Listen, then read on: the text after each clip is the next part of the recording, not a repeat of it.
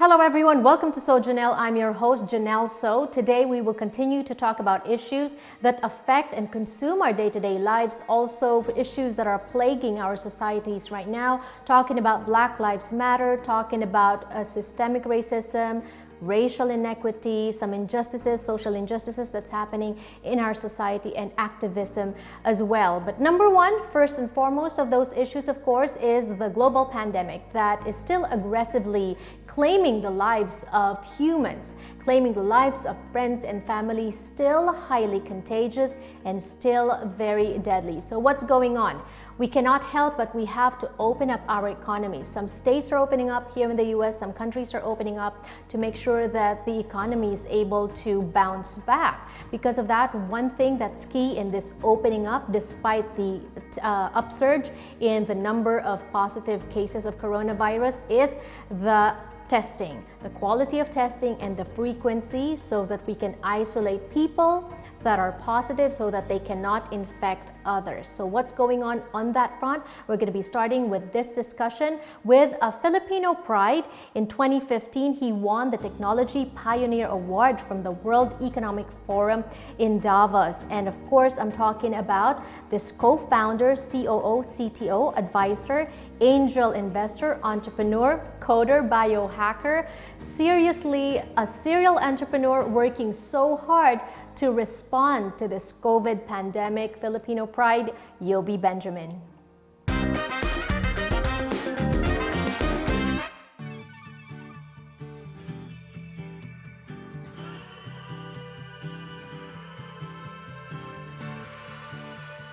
Yobie, you're one of those Filipinos, Filipino pride, who are tirelessly working to respond to this COVID pandemic. So you're aware of what's happening behind the scenes as well. We all know that we're opening up for the economy, not because it's safe.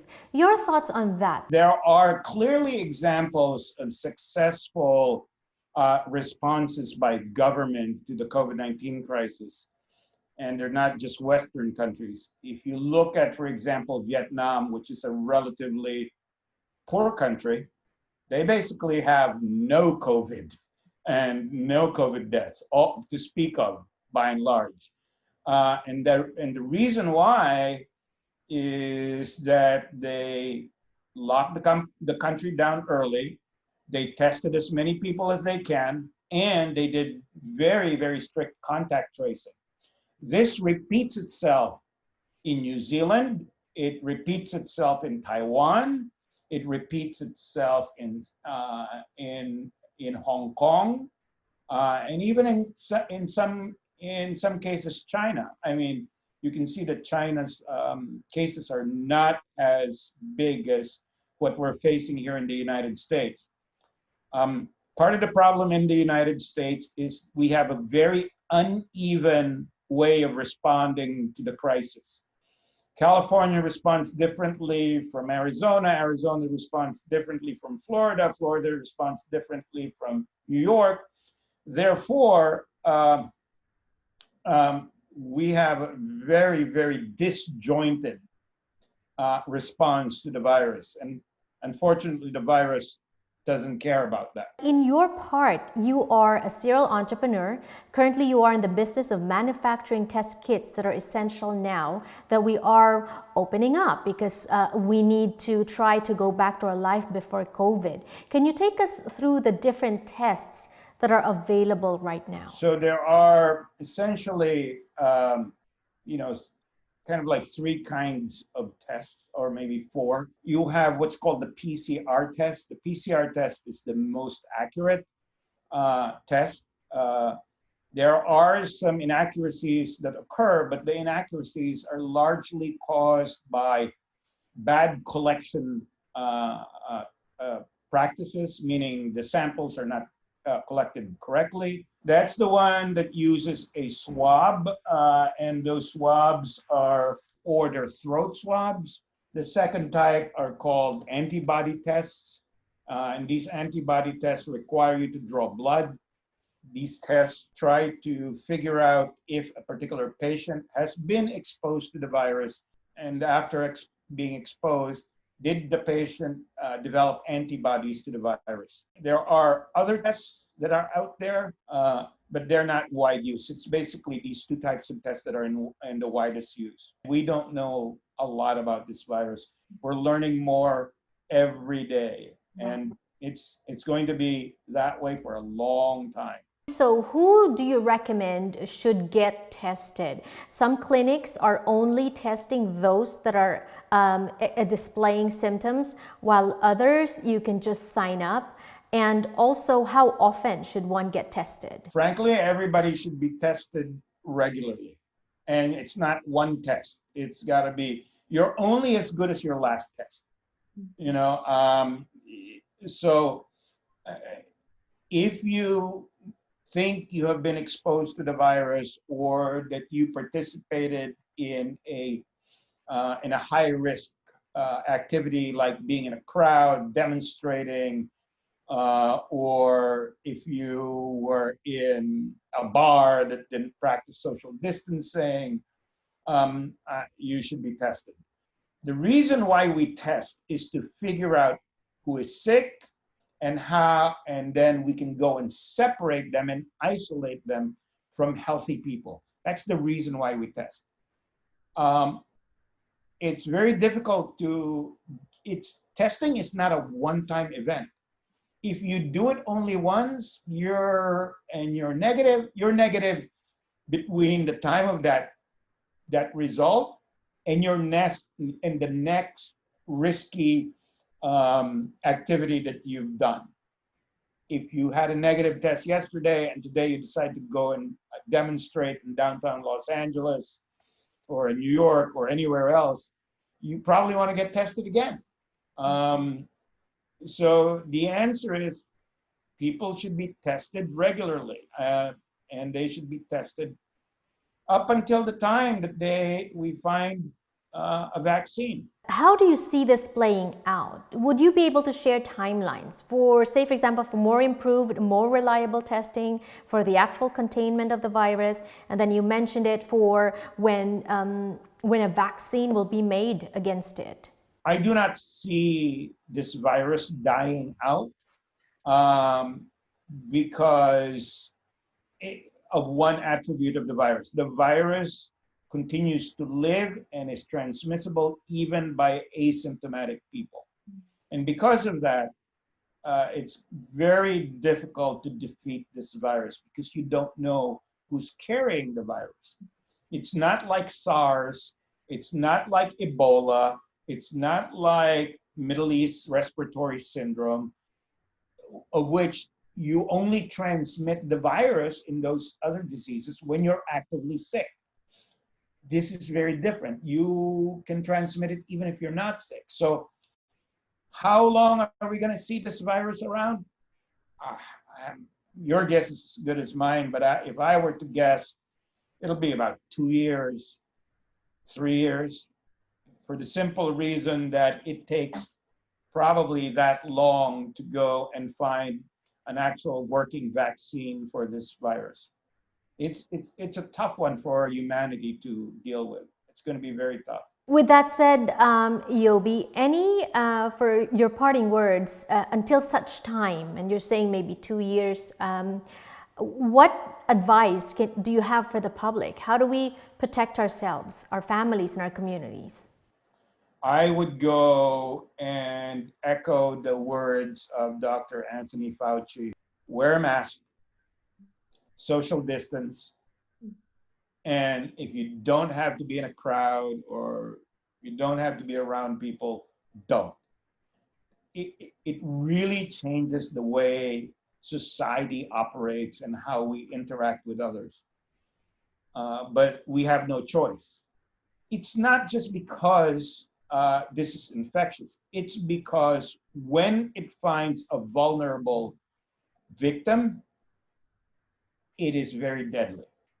And that means our parents, our grandparents, people with diabetes, of which there are many, people who are obese, which are many, people who have asthma, of which there are many. We have to just live with the reality and the science of this virus, that we have to go and again practice social distancing, wear a mask, and keep away from crowds and people. Well, thank you so much, Yobie, for your words of wisdom. Really, it's something that everybody echoes as well. But what I don't understand is why certain people, and actually a lot of people, are still disregarding that. You go to the beaches now, people are just out and about without masks on. You go to restaurants, some of them are just eating out again without any precautions. I think it's selfish. I think the issue is we have turned an issue of science and biology into a political discussion, which it shouldn't be. This is not a political discussion. This is about science. This is about biology. This is about a virus. And we should react to this virus on the basis of sound science and facts, and also a compassion for others. Exactly. Because if you're carrying it and you meet somebody who's compromised, immunocompromised or older, and if they get sick and if they die, normal people would never forgive themselves. I certainly wouldn't forgive myself. That's powerful message. We'll end on that note, Yobie. Thank you. More power to you as you and your company continue to produce these test kits, and hopefully soon we'll get a cure, vaccine, and other medical stuff to help us in combating this pandemic. Yeah, and thank you so much, Janelle, and to your audience. Thank you very much, everybody, for giving me the chance to be here. We want to remind everyone that what you're seeing on TV are just slivers, some portions of our interviews, because of course it's airtime, we have limited airtime, but on YouTube you get to see the extended versions of all these wonderful, highly informative, highly educational, and some of them highly entertaining interviews here on Sojanelle. So please join us, www.youtube.com/Sojanelle, where on Wednesday nights, 8 p.m. Pacific, 11 p.m. Eastern, and 11 a.m. Thursday morning in the Philippines, we also have our YouTube premiere, wherein we show our full show commercial-free with extended versions of our interviews. So please catch us there. Also, for friends and loved ones of yours who don't have TFC or who can't get us in Southern California on free TV on LA 18, please tell them about us. That's www.youtube.com/Sojanelle. Information on the screen. We'll be back with more. Don't go away. Thank you for sharing your time with us here on Sojanelle. Once again, please, reminder to everyone, share us with your friends and loved ones. If they don't have TFC, they don't have Lifestyle Network, or if they can't get us on free TV in Southern California on KSCI TV LA 18, please tell them that we are now available on YouTube, youtube.com/Sojanelle, where we also premiere our shows there on Wednesday nights here from Southern California, 8 p.m. Pacific, 11 p.m. Eastern, and 11 a.m. Thursday morning in the Philippines. So please join us there. Meanwhile, back here on the show, we're talking about issues that we still confront on our day-to-day. We would like to introduce you to this inspiring individual who is so cool with her art. Lolita Valderrama Savage was born to a poor Filipino family whose ticket was her art. Because of art, she was able to study, go abroad, go to Italy, first lived in Florence, moved and lived in Sweden as well, and then got a job in the United Nations in New York, and that's where she met her husband. She married, she's a Filipina who married a black man, and have raised black children as well. Here is the wisdom of Lolita Valderrama Savage.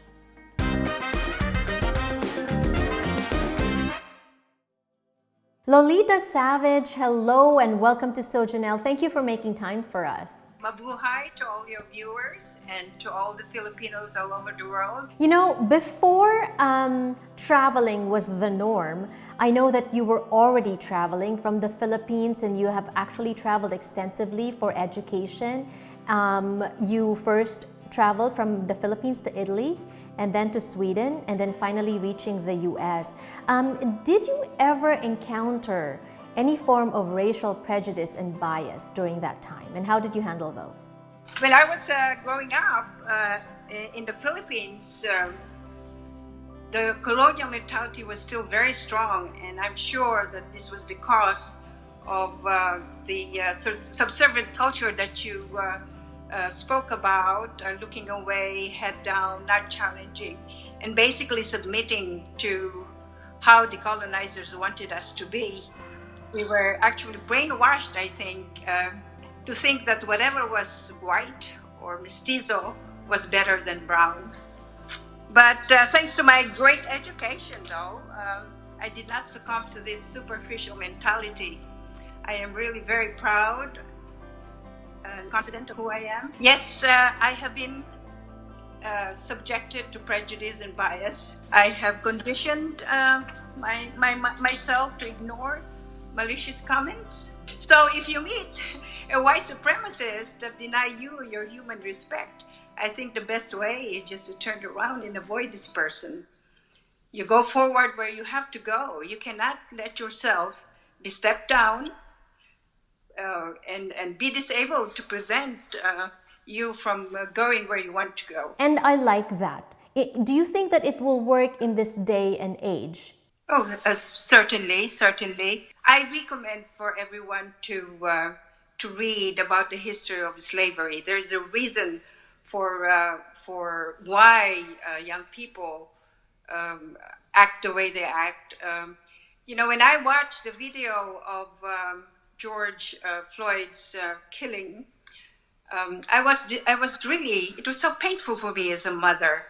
But I am so proud that the young people, now you can see they're whites, blacks, Asians, Latinos, they're all standing up because this has to stop. A lot of moms in the same position as you. You are a Filipina married to an African American, very successful. You have black children together. Did you think that? Because some moms are saying it made them think that it could happen to their children. Was that your initial reaction? Well, it could happen to any children, of all colors. And so I am very fearful and very worrisome. But then again, they have to protest and make the people know, the world know that, listen, this racism has to stop. Right. I think that racism is one of the worst, if not the worst, crime against humanity. It has to end in the United States, and it has to end all over the world. What was it like marrying an African American at the time? As a Filipina raised in the Philippines, how did your parents' family react? When I met my husband-to-be, African-American husband-to-be, I was still living in Sweden, and everyone was blue-eyed, blonde, and quite shy, actually. So when I met Frank Savage, I was very impressed, really, not only by his beautiful color, but also his big smiles, his intelligence, and his humility. By that time, I really didn't know much about the African American culture, but I knew that he was the man that I wanted to marry. Aww. So I understood that there would be some hesitation on the part of my family and my friends. But anyways, I did not allow that ignorance to stop us. So I married him. And it seems to have worked out for you. You guys have built a very successful life together. What would you say was a struggle, if there was any, in raising black children? Wow, there was no problem for us. I did not consider it a problem. I'm very proud of my children.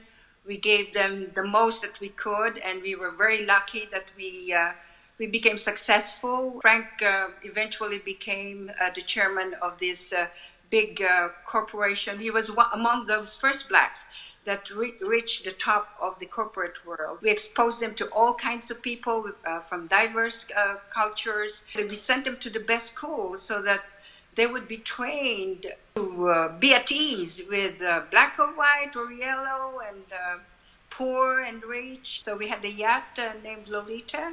And in that yacht, we had 18 members of the crew who were from all over the world. Mm-hmm. And we were like family. And it was so beautiful, just to be together and respect each other and love each other without having to think of our differences.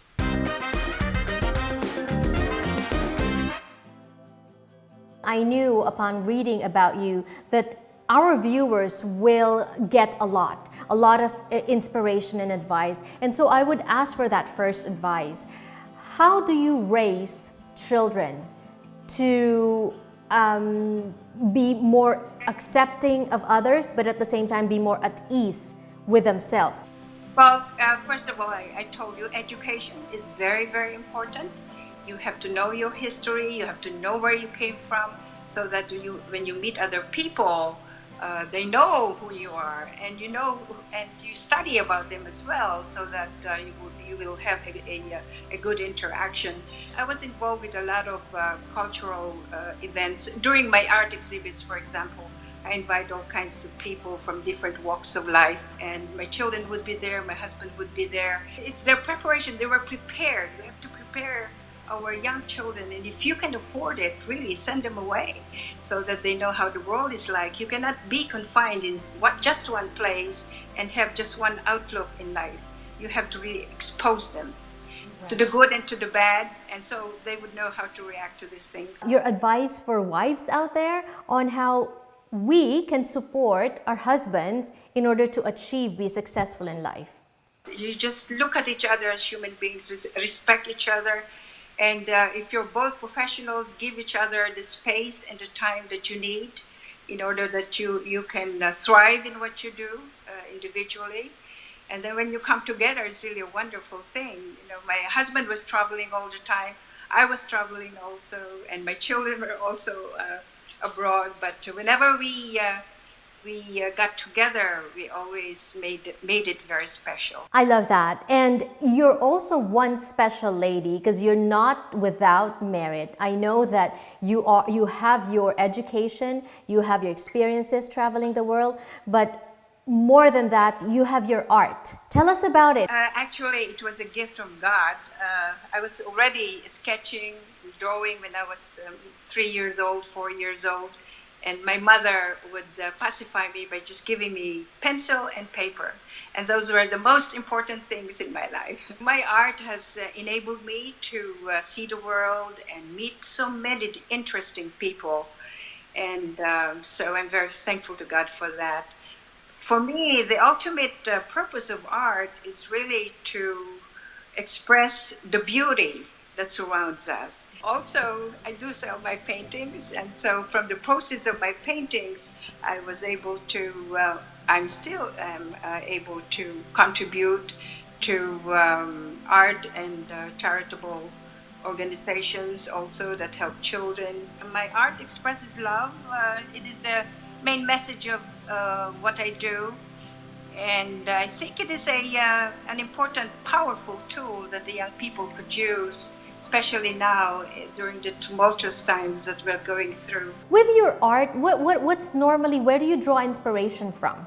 From nature, mostly. Most of my art, I go out in the countryside, normally in Italy, because we have a home in Italy. Our second home is in Florence.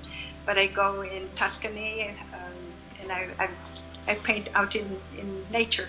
And that's what I used to do also in Sweden, because I was very close to the woods. So I would go out by myself and get lost in the forest and paint trees and listen to birds singing. That's awesome. Guys, you need to check out Lolita, such an inspiration. You can go to my website, www.lolitabs.com. I'm on YouTube, Facebook, and I have a book that was published by Maso de Lefate in Italy, The Art of Lolita Valderrama Savage.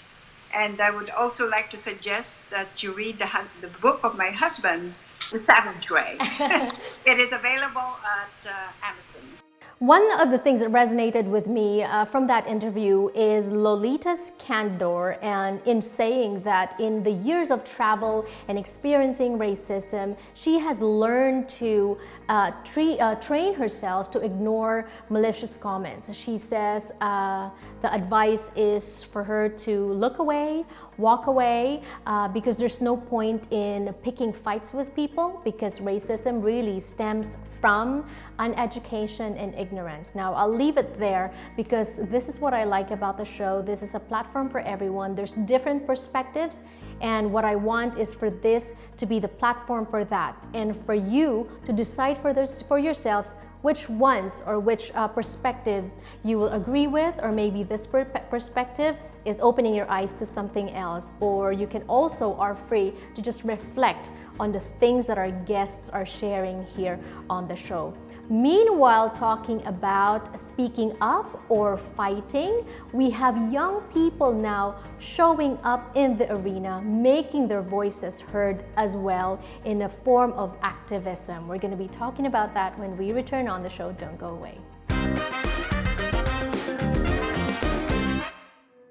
This is the type of thing that make you want to start a riot, because there's never been a change that came from being silent.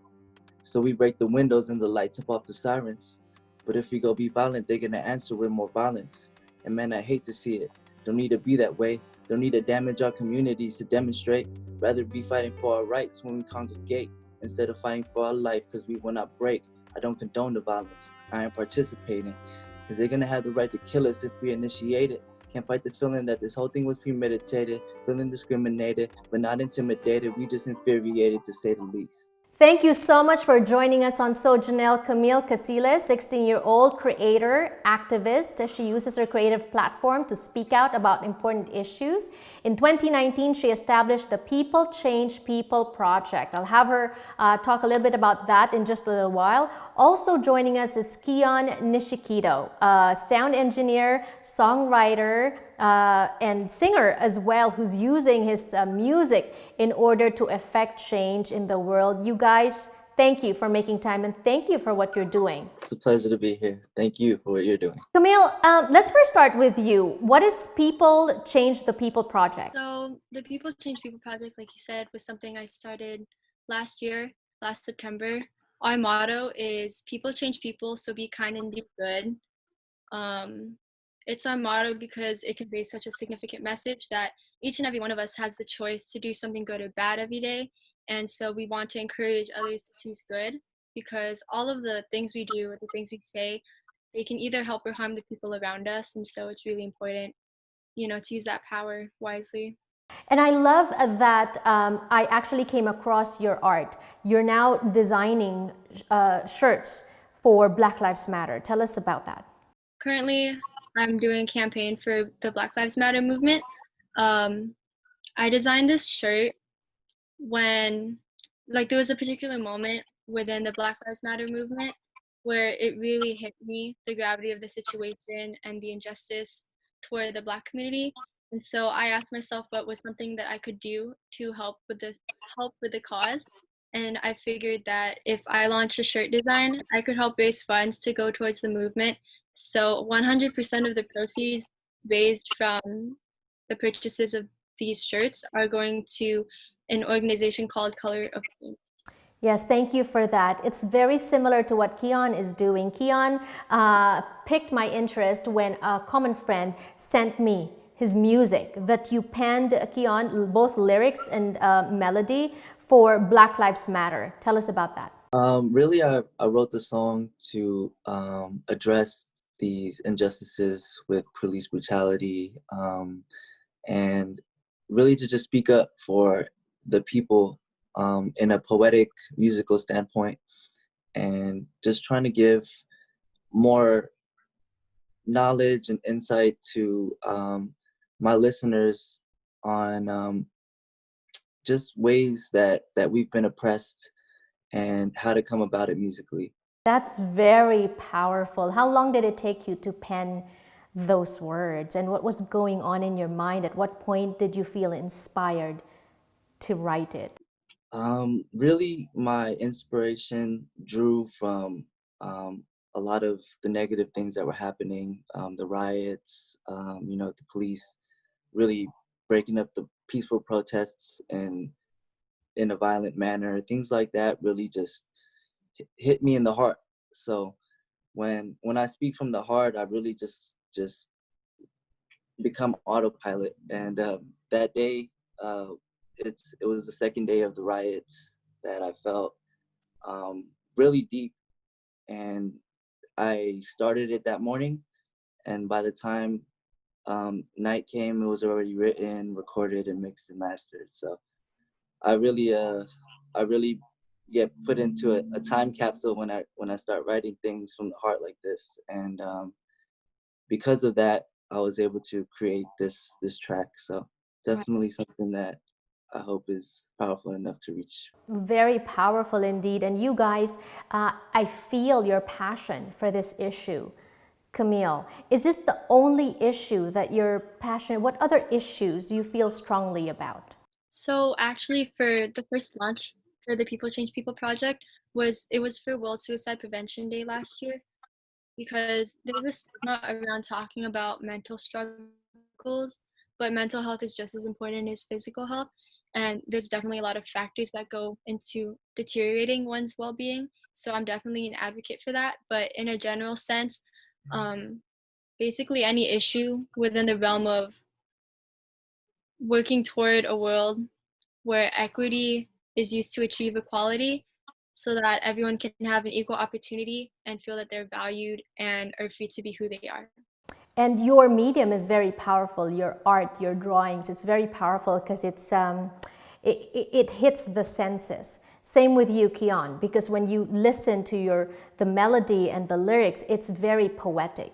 What other issues do you write about? I really just write about what comes to me naturally, what speaks out to me. I do have a lot of insight on a lot of other issues, such as like famine, poverty, damaging the environment, what what the government could do better with its economy rather than being the strongest military might. You know, they could really make some positive changes with a lot of these income that they could put towards more important causes. So when I write, it does reflect on how I'm feeling, and a lot of these issues really get me in my feelings. So when I do get to that point of when I feel strongly enough to let the pen speak for itself, then that's when some of the greatest art that I've created comes out. So Right. And what strikes me about the two of you, and I know there's many out there as well, as young as you are, some people are talking or maybe worried about trends, social media, makeup, clothes, dating, maybe. But here you are giving your time, your effort, sharing your talent for causes, which you don't have to do. Why are you doing this, Camille? Well, it's something that I feel like it isn't forced, it just comes naturally. Something I think for both of us, it's something we feel called to do, and it just feels right doing it. And since we kind of integrate our activism through our love for art and our passion, it's kind of just something that we enjoy doing because we're able to integrate something we love with something that can create positive change. definitely, I feel exactly the same. I really love what I do, so it becomes not work, but something of more of a passion project. And they say if you're really passionate for something, it becomes second nature after doing it for so long. So it really does get me feeling that more and more people could do right by their art. And yes, we're young, we could be partying, having fun, but there's more to life. There's a lot more to life than just what's in front of our faces. So using our art as a platform to speak up for things that people aren't necessarily always comfortable talking about could have such a powerful impact. So really, this is why I do it, because I love doing this, and this is just who I am as a person and as an artist. I love it. You guys are so inspiring. Where do you plan to take this, Camille? As a member of the youth, I think that it's crucial to not only be educated and active, but to integrate this change into our own lives so that the generations after us can experience what we're working toward now. And I love that. I am a mother of a 4-year-old and a 1-year-old, and the things that have been happening in our world the last few months have really gotten me worried about their future. But seeing you guys as young as you are, being involved, showing up in the arena, and wanting to speak up, speak out, and stand up for what you believe is right, I think that's very inspiring, and it gives me a little bit of reassurance that, you know, the future is brighter with you guys around. Thank you. Thank you for what you're doing. Thank you so much for joining us on the show. I'll keep it short, but I really can't say bye-bye without reminding everyone to please join us on YouTube, www.youtube.com/sojanelle.